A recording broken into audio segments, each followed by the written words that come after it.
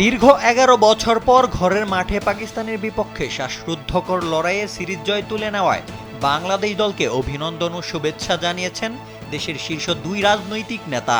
সবশেষ ২০১৫ সালের মিরপুরের মাটিতেই পাকিস্তানকে ধবল ধোলাই করে হোয়াইট ওয়াশ করেছিল বাংলাদেশ।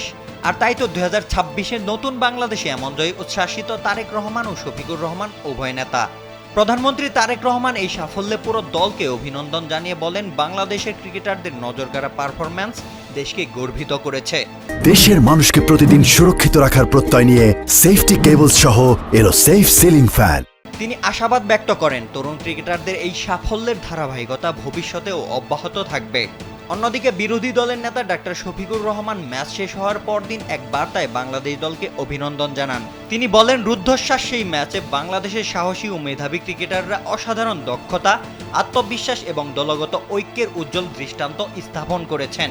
দেশের এই দুই নেতার অভিনন্দনে বাংলাদেশ দলের প্লেয়াররাও পাবে বাড়তি অনুপ্রেরণা ও আত্মবিশ্বাস।